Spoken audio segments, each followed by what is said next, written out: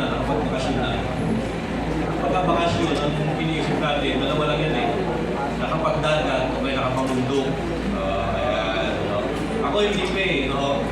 Parang nakakatamad pag ano eh, di ba? Alis-alis. Kasi sobrang init pa, no? Bang konting galaw mo lang, ayun na, papawisan ka na, manlalagkit ka na, maiirita ka na dahil sa sobrang ano eh, sa sobrang init ka. Ako pagka ganito, ano eh, gusto ko doon ako sa ilalim dito sa likuran.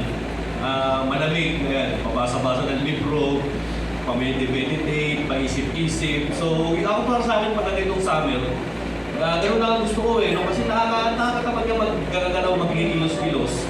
Kaya isa sa dahilan ko na mag-relax lang, huwag magagalaw-galaw kasi sobrang init, ano? Kasi kapag kagalaw mo, pawis agad, ano? Pero talaga ang pinakadahilan ko kung bakit ayaw ko umalis ng summer, wala ko talaga kung pakalis, mga kapatid. Kaya pag yung worship team, magsiswimming na, nakikiano na lang ako eh, nakikisapit na lang ako eh. So kaya lang, wala silang swimming ngayon, ano? Ewan ko lang itong mga kalalakihan kung meron itong swimming, ayan, ano? Anyway, sa mga nakapagbakasyon na, pag may pinupuntahan mo ba kayong ibang lugar, ano yung take out ninyo doon sa lugar na napuntahan ninyo? Ano? Ako, isang observation ko sa mga bata, lalo na yung dalawang anak ko, nung bata sila, kada may pupuntahan silang lugar, kailangan meron silang souvenir na iuwi. Yung panganay ko, 3 years old yan, pag pupunta yan sa Benalco, kailangan may maiuwi yan eh. Hindi man laruan, basta may maiuwi siya eh. Kung minsan may inuwing tansyan yan, may inuwing ang kutsilyo yan, may inuwing kutsara. Basta may ugali mga bata na gano'n eh, no? Pag may ibang lugar na napuntahan, kailangan may maiuwi eh, no? Kayo ba, mga kapatid, nung kayo nagbabakasyon o nakapagbakasyon na, ano yung mga naiuwi ninyo? Ayan, nakapagbakasyon ko sa dagat, may inuwi ka bang buhangin, actually hindi man bagay, pero concept, idea, or memory o pictures of that certain place na na-take out mo at naiuwi mo. Ayan, tama po ba, no? Kasi nga, di ba pag-aalis ka, kailangan ma-enjoy mo yung lugar, yung scenario, ma-enjoy mo yung venue, ayan, magpipicture-picture ka. So karamihan sa atin ang naiuwi, yung picture, yung ganda nung nature, yung beauty of creation. Ayan, no? Pero pangalawang tanong ito po, napagmamasdan nyo ba yung beauty of creation? Yung beauty of nature? Ayan, no? Natitignan nyo ba yan? Oo, nagagandahan tayo. Pero kapatid, di ba pag sabi yun ang pinupunta-puntahan natin, masulyapan, masilayan ang ganda ng mga lilikha ni Lord. Pero alam niyo, church, pagka ikaw ay lumalalim sa pananampalataya mo, hindi ka na napukontento doon sa ganda ng mga nilikha. Ang hahanapin mo na yung source of beauty. Yung mga kamay ng mga lumikha na mga magagandang yan. Yung source nung nagpaganda sa mga lugar na yan. Sino ba? Of course, si Lord. Dito po sa essential ko, actually kita ng ating mensahe, greatest longing of our heart. May mga longing yung mga puso natin. Kagaya ngayon, nung nakaraang, madaling araw ng Huwebes, alas 3, bigla nag-brown out dito, nagising kami, wala kami kuryente, So, gano'n mo, summer na, tapos yung aming bahay, parang yung bahay namin, parang charger yan eh. Pagka umaga, malamig, umiinit na pagtanghal, lalo na pagkagabi mainit na kasi rooftop, puro simento. Ibig sabihin, yung pader namin, bato, nag-ano yan, kumbaga parang nag-i-store ng init. Kaya mula gabi hanggang umaga, mainit yan pag walang pampalamig. Kaya nag-brown out nung Huwebes na madaling araw, so nagising kami lahat, lumabas kami. Ako tsaka yung pangalan ko, tulog kami sa rooftop eh. Si Jane tsaka si Julia, ayaw kasi natatawa si Julia umakyat, napunsin sa baba. So tiniis namin yung init. Minsan naisip ko, yung kuryente, pagka palaging nandiyan yan, hindi mo na-appreciate eh. Pagka yung kabagay na laging nandiyan, lagi mo nakukuha, lagi mo na-enjoy sa araw-araw, minsan hindi mo na-appreciate kasi lagi na nandiyan eh. Kagaya ng tubig, kuryente, yung bahay mo, hindi mo na-appreciate. Pero once na mawala yan, hahanap-hanapin mo, it becomes the greatest longing of your heart. During that time, ang greatest longing ng aking heart, Meralco, mga kapatid. kurente. Ganun din dapat ang Kristiyano, no? Once na ma-detach ka, ma-disconnect ka kay God, kailangan si God mismo ang greatest longing of your heart eh. Yung mga pinaka-hinahanap-hanap ng puso mo. Ayan, hindi yung kalandigan ng summer, hindi yung beauty of nature, hindi yung ganda ng dagat, kundi dapat the greatest longing of your heart would be what? The beautifier of the beauties of the creations na nakikita mo. Yung nagpaganda, yung gumawa ng mga magandang bagay na nakikita natin. Okay, dito po sa babasahin natin verse, buong Psalm 184, ito po ay merong 12 verses. Ang nagsulat po nito, hindi po si King David, pero kasi yung aklat ng mga awit, yung mga Psalms, maraming mga authors yan maraming mga composer yan ng mga kante. So ang nag-compose nitong awit na ito, hindi ho si Matt Redman yung gumawa ng naglatag ng instrumento, kundi yung mga descendants ni Korah. Si Korah, siya yung nagbebelde nung panahon ni Moises, yung kinatong lupa. Kaya lang, bagamat masama yung ginawa ni Korah, nagkaroon siya ng mga descendants na hindi gumaya sa kanya at naglingkod sa ating Panginoon at nagpasakop sa mga leader. So, nung panahon ni David, ito yung mga descendants ni Korah, ito yung mga composer ng mga kanta niya. So, marami silang compose na kanta nila David, itong mga descendants ni Korah, pati yung mga priest, at iba't ibang mga awit or mga musicians during that time at pinagsama-sama po nila sa aklat ng mga awit. So, ang nagsulat po nito, yung mga descendants ni Korah. Ano nga ba sila? Sino nga ba sila? Well, sila lang naman yung nakabantay doon sa templo at tabernakulo. Sila yung naka-assign para bantayan yung tabernacle. And when we say tabernacle, during Old Testament times, it is the symbol of the very presence of God. Kumbaga ang tabernacle, parang sa ngayon parang ito yung ito yung church, yan. Ito yung church building. Ito yung pinaka-sacred sa mga Kristiyano. Sa Katoliko parang ito yung yung St. Peter's Basilica, parang ito yung Quiapo Church. Sa atin naman mga Christian, ito yung church natin, yung pinagdadausan natin itong building na ito. So dito po sa compose ng mga descendants ni Korah, merong 4 na letter D po siya na ipinapa-challenge sa atin. Tingnan natin yung first D na pinapa-challenge niya. Sa first one, mamaya babasahin po natin it challenges us to delight in God's place. Nakita po ninyo, China-challenge tayo nung awit, nung kanta, na maging maligaya, maging masaya, mag-enjoy sa lugar ng Panginoon. Ayan, tinaman ka kung nag-enjoy. Ayan, mag-enjoy ka. You have to what? To feel delighted in God's place. Basahin natin yung verse 1. Ito po ang sabi, Ito. How lovely is your dwelling place, O Lord Almighty. Wow, ganda, Actually, ito yung ito yung introduction din nung kinumpose na kanta ni Matt Redman yung better is one day in your house. Ang unang bunga ng kanta, how lovely is your dwelling place, O Lord Almighty. Tanong ko ang church ba ni Lord lovely? Ang place of worship ba, na kung saan nag-meeting tayo kada linggo at nagtitipon-tipon tayo, is lovely? Nagde-delight ka ba? Are you excited every Sunday? Are you what? Are you happy or baka parang na hinahanap-hanap ng puso mo, nare-refresh ka ba kapag kalinggo, kapatid? So ang unang challenge sa atin, nung awit, ito, mag-delight tayo sa place na kung saan naroon ang presensya ng Diyos. Nung kayo nagbakasyon, nakakita kayo ng bundok, nakakita kayo ng mga gandang dagat. Of course, nag-delight kayo kasi ang ganda ng bundok, ang ganda ng dagat. Pero dapat kapatid, nag-delight ka rin Dapat naging masaya ka, naging worshipful ka dahil nakita mo yung beauty na ginawa ng ating Panginoon. Ano ang sikreto para po tayo ay makapag-delight sa place ng ating Panginoon? Number 1 ito, kailangan you have to be present. Kailangan present ka para ma-delight mo, para maging masaya ka.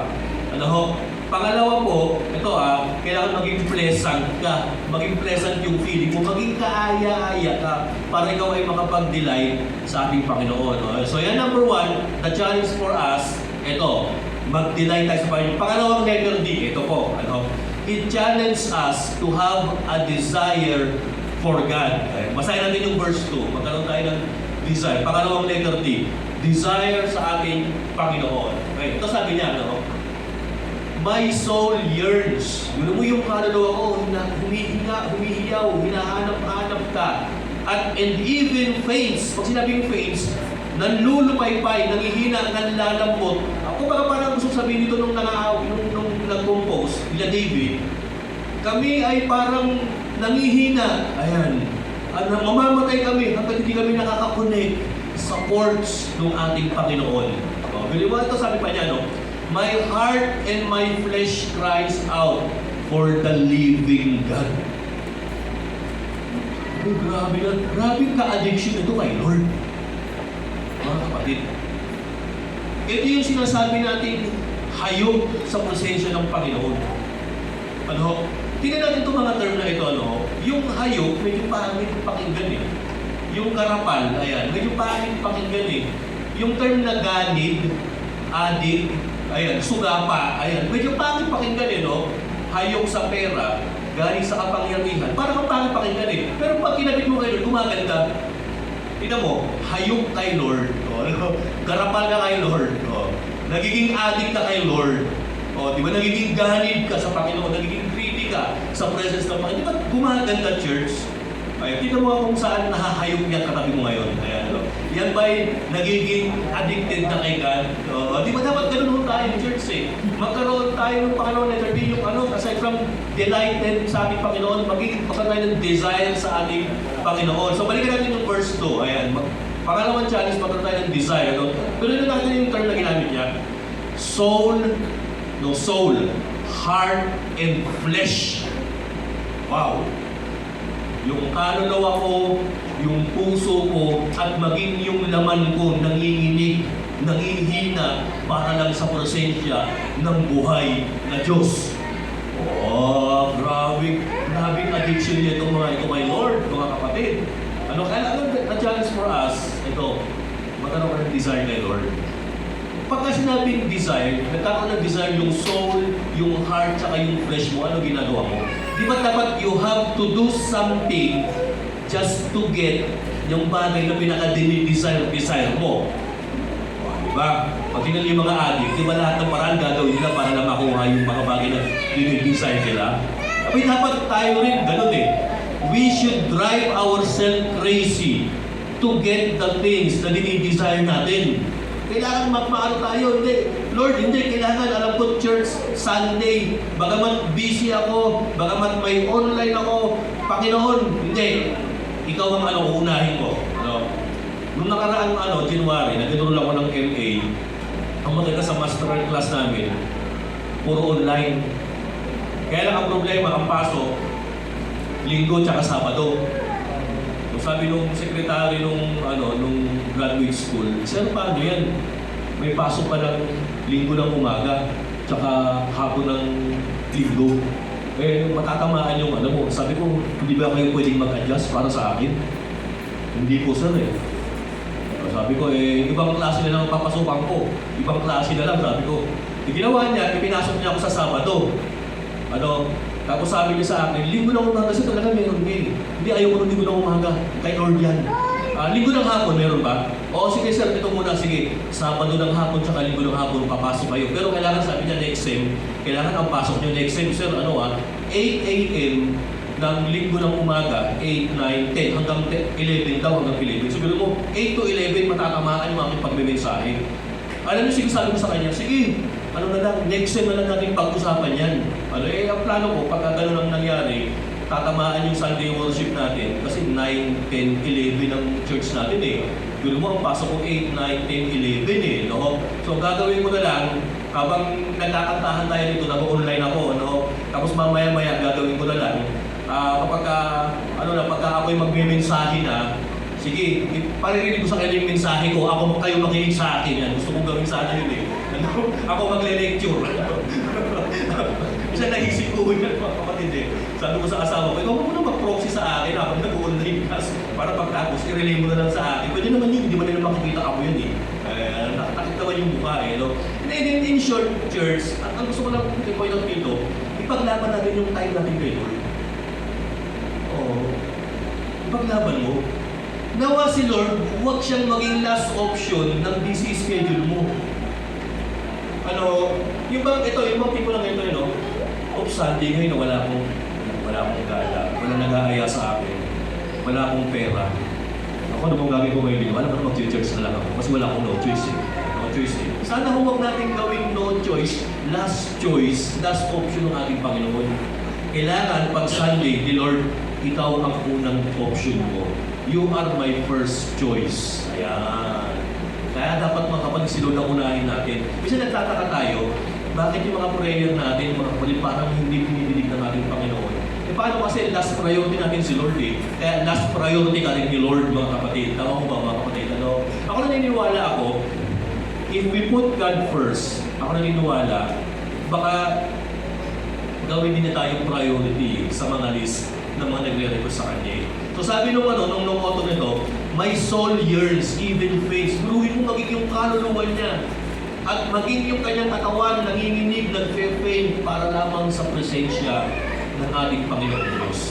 Okay, doon tayo sa pangatlo. May nakalagay ba sa outline? Tingnan po natin ito, We should love the house of the Lord and long for it when we couldn't be there. Alam niyo, dapat mahalin natin itong bahay ng Diyos eh. Itong presensya ng Diyos eh. Oo, listen to this magbibigyan ako ng clarification. Oo, tama naman na si Lord is unconfinable.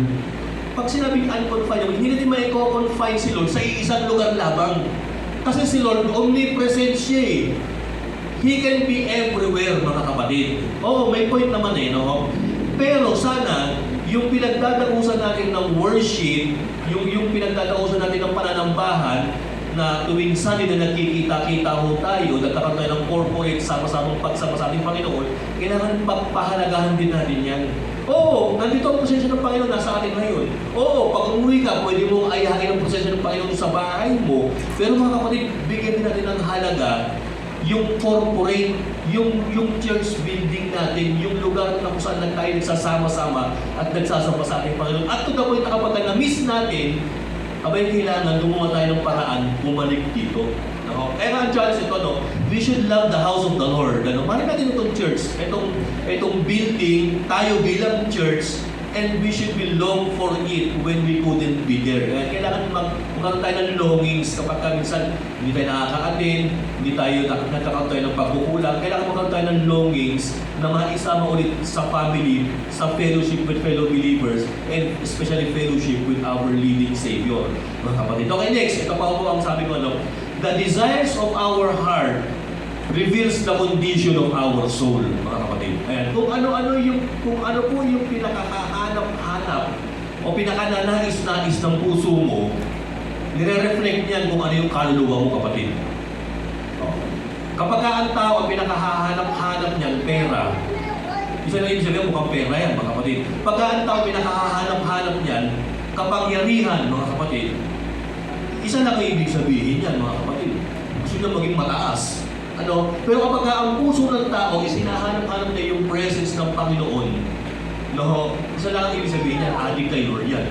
Ito po sabi, Karugtong, what we long for in life, kung ano po yung mga hinahanap natin sa buhay, pinakananalis natin, ipinapakita niya kung sino ang mahal natin.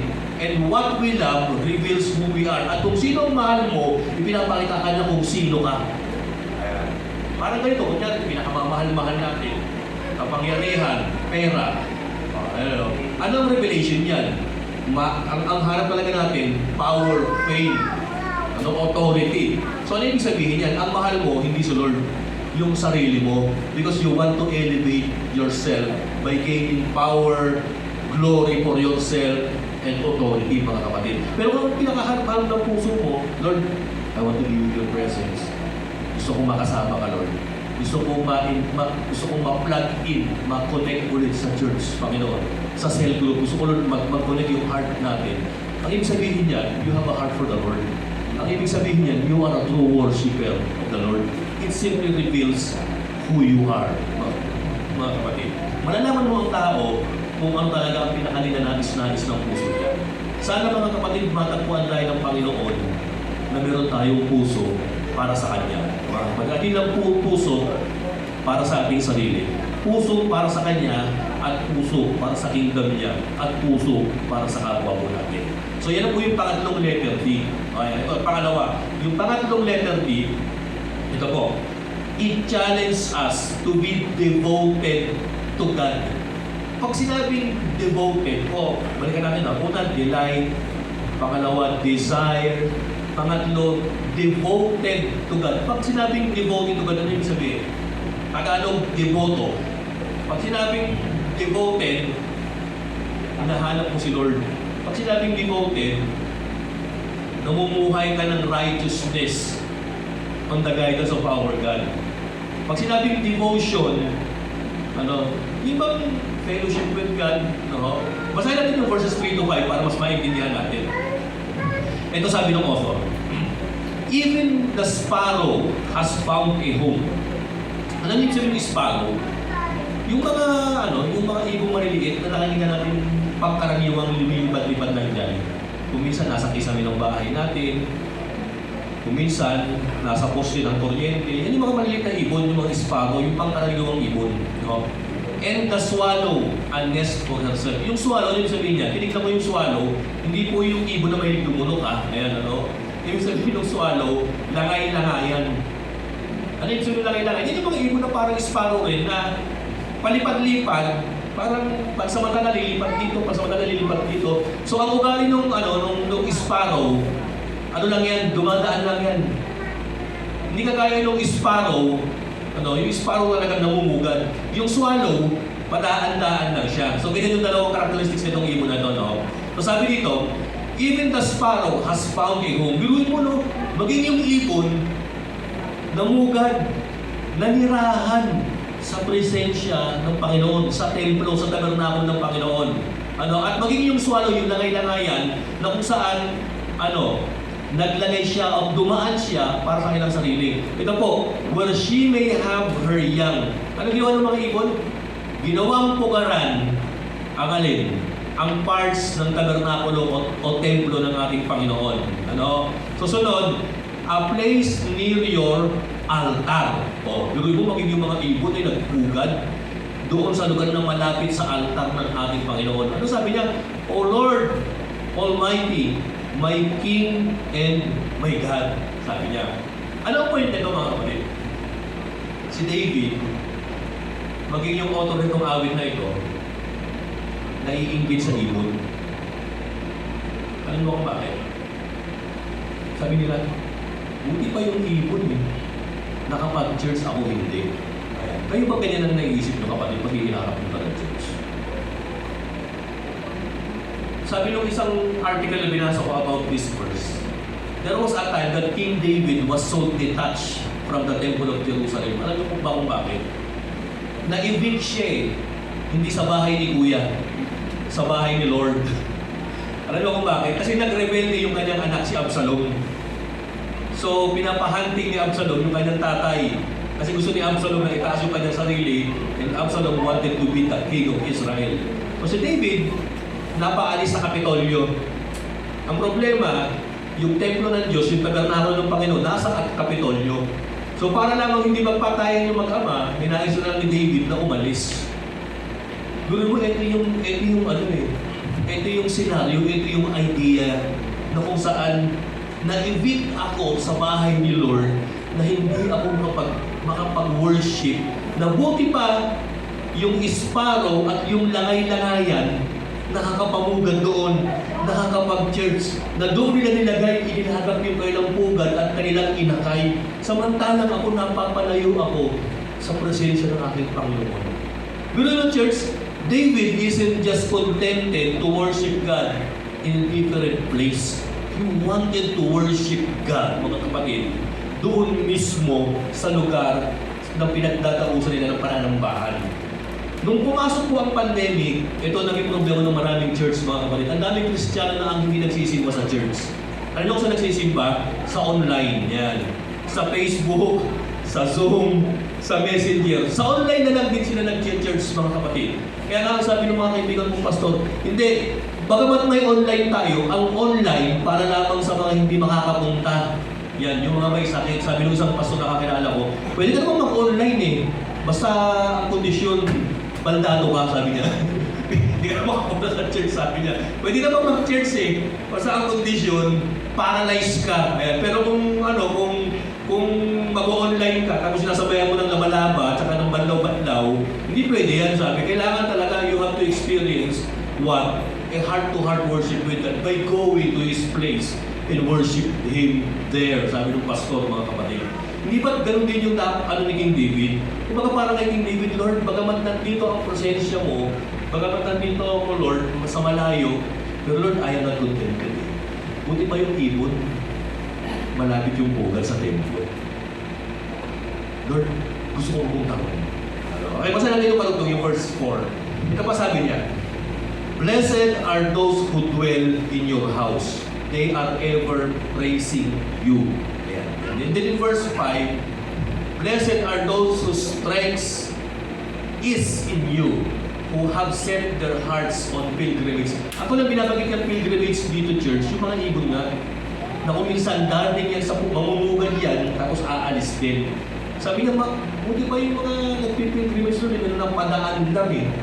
No? At least nakapag-worship sila, nakapag-connect sila kahit paano. And then in verse 6, next verse, sa verse 6, As they pass through the valley of Baca, they make it a place of springs. Yan. The autumn rains also covered it with pools. So yung mga tao na nakapag-pilgrimage, ito na nangyayari, para sila nakapag-experience na mag-outing, magkaroon ng experience sa spring, sa ulan, at nagko-cover sa mga pools. And then sa verse 7, they go from strength to strength till each appears before God in Zion. Sige, sa 8. Hear my prayer, O Lord God Almighty. Listen to me, O God of Jacob. And then in verse 9, ang ipanalangin niya, Look upon our shield, O God. Look with favor on your anointed one. So yan, protektahan mo ako, Panginoon. And then, ito na, yung 10 hanggang 12 verses, it reveals the fourth D. Ano yung fourth D natin sa outline? Tingnan po natin, it challenges us to be dedicated to our duty to God. So nakita yung apat na letter din na pinakita rito nung author. Una, magkaroon tayo ng delight para sa lugar ng Panginoon. Pangalawa, magkaroon tayo ng desire para sa place ng Panginoon. Of course, para kay Lord especially. Pangatlo, magkaroon tayo ng devotion.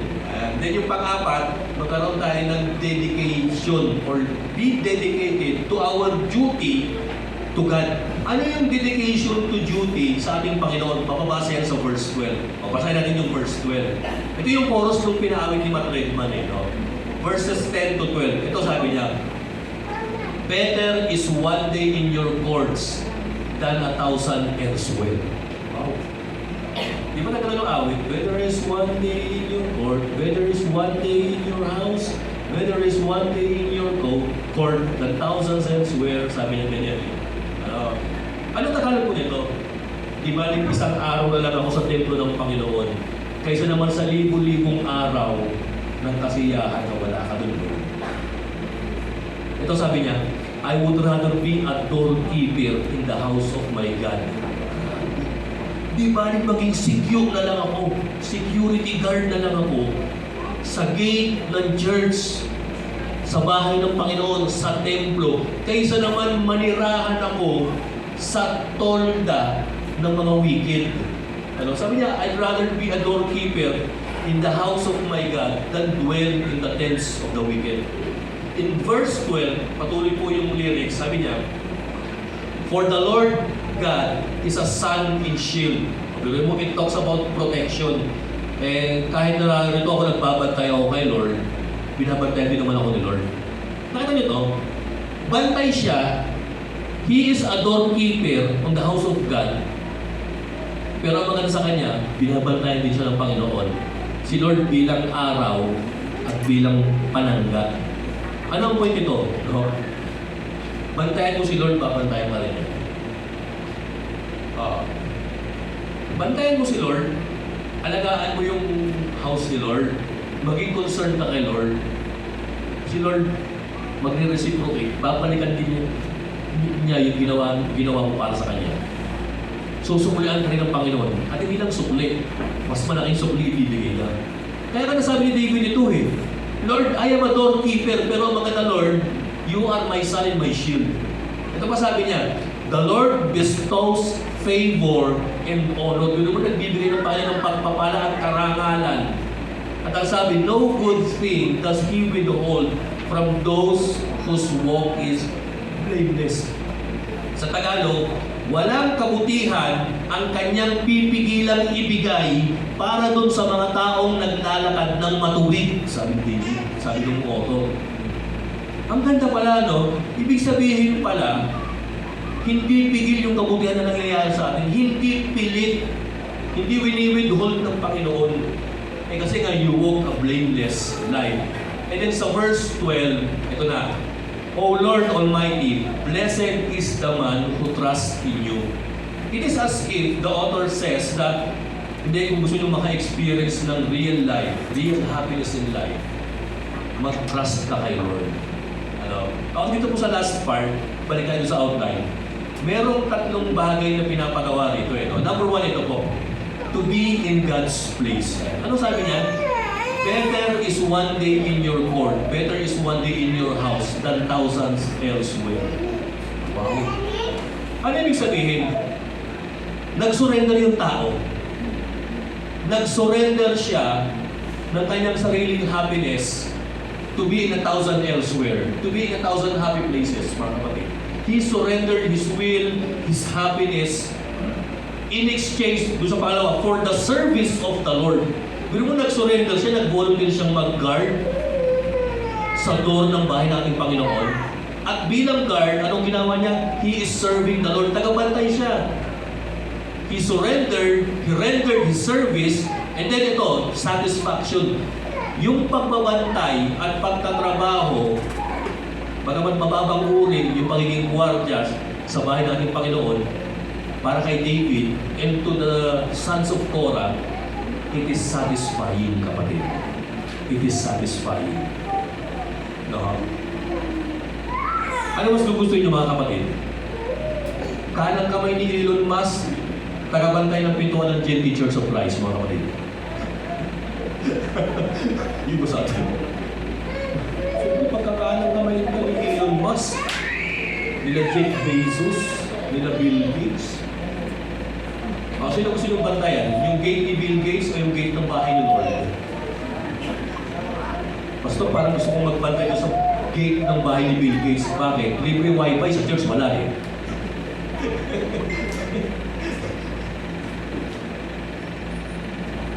Minsan, honored na magtrabaho ka sa mga tycoon. Honored na maging executive ka sa kanila. Honored na maging manager ka sa mga companies nila.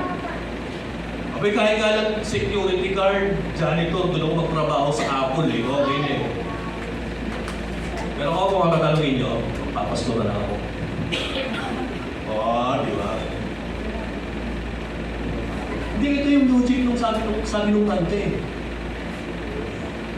Magpapabantay na naman ko lang sa gate ng bahay mo. Isusurrender ko yung will ko. Maglilingkod ako sa pagbabantay. And I'm gonna make it na maging satisfaction ng buhay ko, yung pag-surrender at pag-render ko ng service sa bahay ko. Kaya ang ganda, no, sabi niya, no, better is one day in your court, better is one day in your house than 1,000 elsewhere. Ano yung pangalawa? Aside from to be in God's place, ito po, to enjoy God's provision. Ano? It tells us about the presence of God. Di ba ang ganda na nandun ka sa lugar ng Panginoon? Nandun yung presensya niya. O sino mas gusto niyong kasama, mga kapatid? Yung mga masasayahing tao, yung mga bigating tao, o si Lord? O si Lord na lang, kapatid. No? At ang maganda, pakikigumikit kay Lord, meron kang protection. Ano sabi ni David? Sun and shield.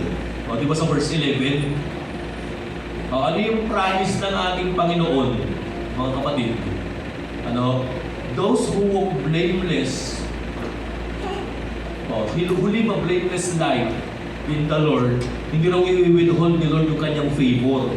So, meron mo may mga promise at meron, hindi na promise, ang promise ng Panginoon, plentiness. So, meron pala, akala natin church, akala natin church, paldo-paldo ka, Pagka executive ka, sa Microsoft o kaya sa Apple, akala natin paldo-paldo ka eh. Hindi, mas paldo-paldo ka pala kapatid pag naging security guard ka sa bahay ng Panginoon. Hindi ka man i-bless church, financially, physically, pero kung yung spiritual blessing nag-uubapaw. Kasi yung presence na ng Panginoon eh, yung protection lang niya eh. Yung promise lang niya na bagamat hindi natin makukuha sa physical world, sa panahon natin ngayon, at yung plentiness na sinasabi, hindi natin makuha ngayon. Pero yung eternal life, solve ka na eh, paldo-paldo ka na. Kaya tama yung sabi niya eh, better is one day in your court than 1,000 elsewhere. Better is one day in your house, O Lord, than 1,000 elsewhere. No? And then yung pangatlo, sa last verse, sa verse 12, ito po, to share God's promises and goodness. Mga kapatid, ano yung sabihin? Basahin natin yung verse 12. I-share yung promise at goodness ng Panginoon. Balikan natin yung last verse. Ayun, ito sabi niya, O Lord Almighty, blessed is the man who trusts you. Ay, grabe, pagpapalain pa na ng Panginoon yung taong namili ng one day sa house ng Panginoon than 1,000 elsewhere.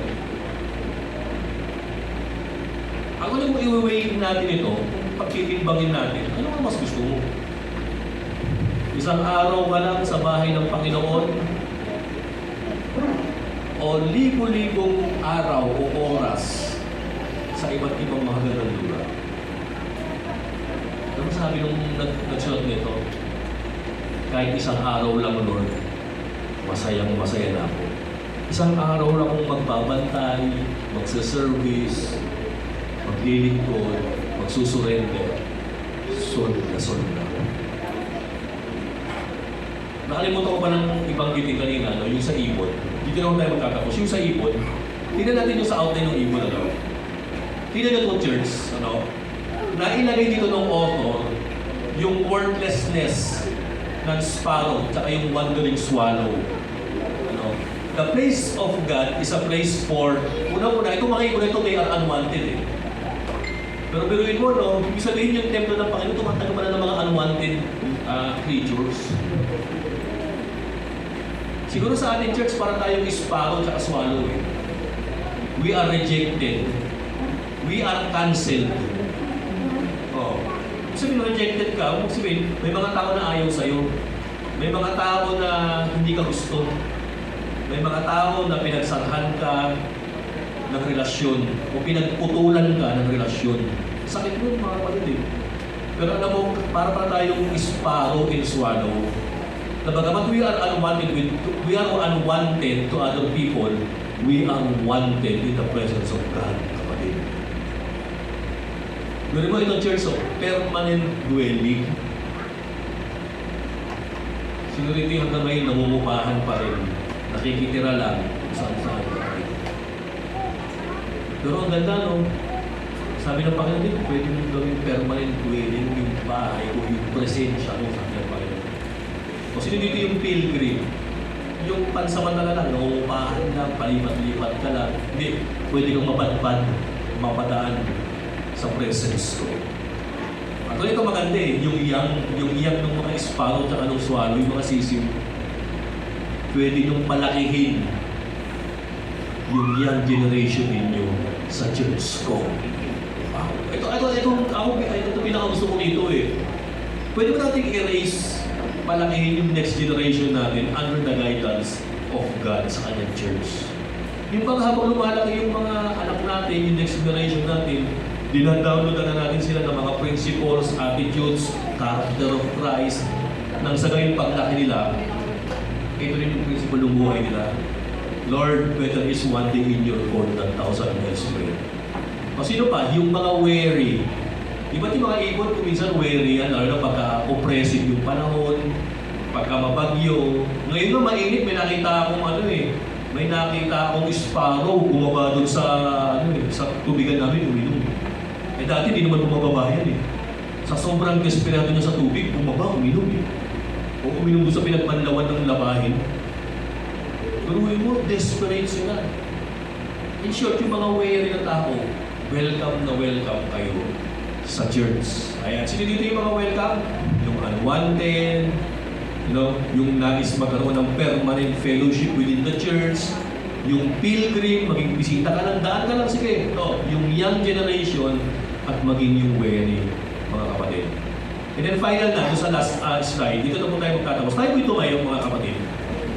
To David and the other psalmists, yung nagsulat, yung mga descendants ni Korah, yung nag-compose itong awit na ito,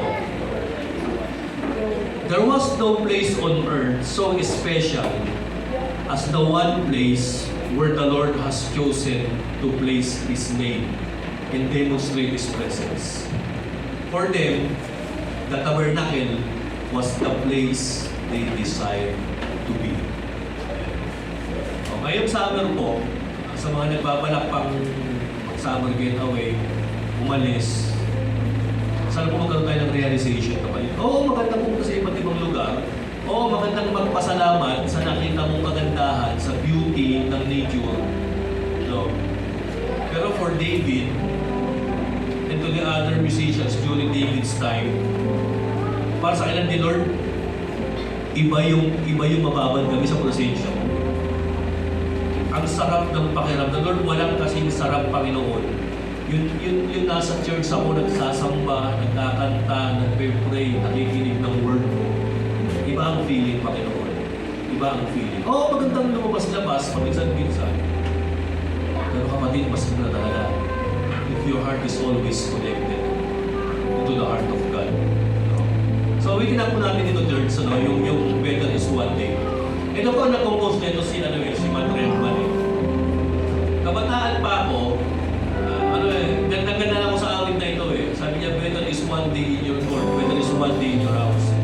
Sabi niya, 10,000 elsewhere. Sige po, pwede po tayong umawit. At kung sino man church dito yung nais tanggapin si Jesus bilang tagapagligtas.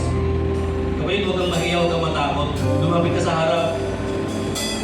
Pwede mong sabihin sa sarili mo, Lord, para akong sparrow, pwede akong langay-langayan, pwede akong isang insignificant bird na I am unwanted, I'm just a pilgrim, na kabatakan ako. Pero Lord, salamat of your invitation na maging part ako, Lord, ng family mo. Kapatid, langit ka lang, ipagpipray kita, gusto mong tanongin natin, Panginoon.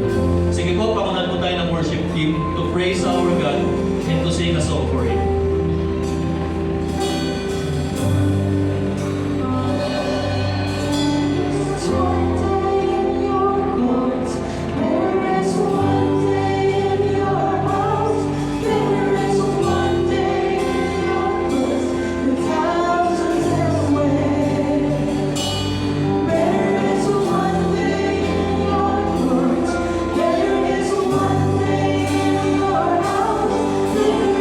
One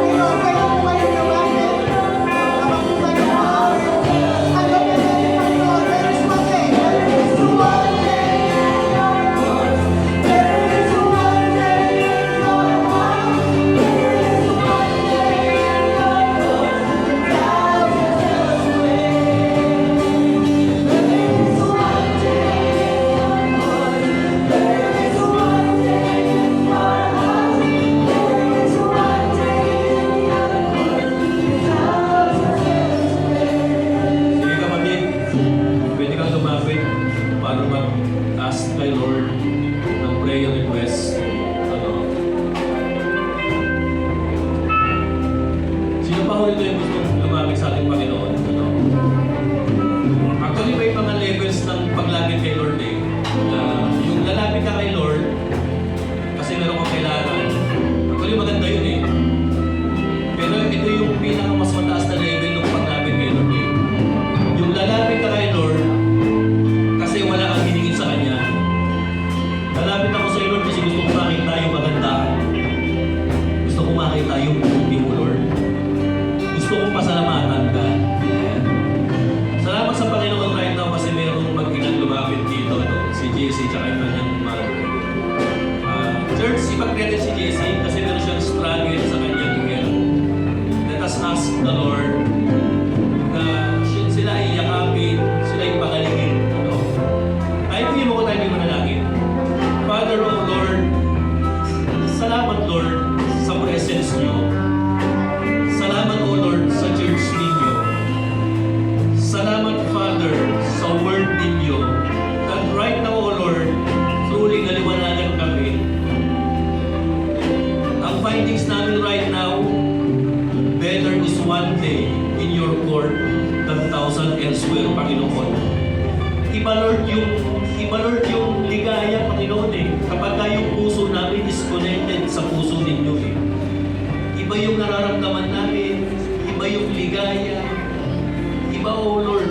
And salamat Father God. Salamat. Nawa Lord, gayahin namin si King David, magiging descendants ni Korah, that they had offered their lives, that they have surrendered service for you, Panginoon. Panginoon ay paglingkuran. Nawa Lord, for the rest of our life, habang bata pa kami, Panginoon, we choose you. Piliin ka namin, Panginoon. Piliin ka namin paglingkuran, Panginoon. And Lord, right now, meron pong mag-ina rito, Panginoon, na lumapit sa inyong harapan. Father, I pray, O Lord, yakapin niyo sila, Panginoon. Si Jesse, Panginoon, kanyang struggle about his health. Salamat po, Father, dahil Lord, may mga improvements na pong nangyayari sa kanyang pangatawan. And I pray, Father, for complete healing, O Lord, for this young man, Panginoon. Na Lord, matanggal, Lord, yung kanyang karamdaman. Nang sa ngayon, Father, mapapurihan ka, Panginoon. Maging living testimony nawa siya, Panginoon, ng inyong pag-ibig at ng inyong kapangyarihan sa kanyang buhay, Panginoon. Father, I also pray din, Panginoon, sa mga manipulor na lang ito, kung ano man, Lord, yung aming struggle, kung ano man, Lord, yung aming mga ninanais, we pray, Father, we pray, O Lord, nawa, Lord, Panginoon, i-grant mo ito sa amin, Panginoon. At nawa, Father, from now on, O Lord, gayahin natin, Panginoon, si King David. Patuloy ang paglilingkod no matter what will happen. Salamat, Father. Lord, ito pong aming panalangin. In Jesus' name we pray. Ang lahat po ng anak ng Diyos ay magsabi po na, Amen. God bless.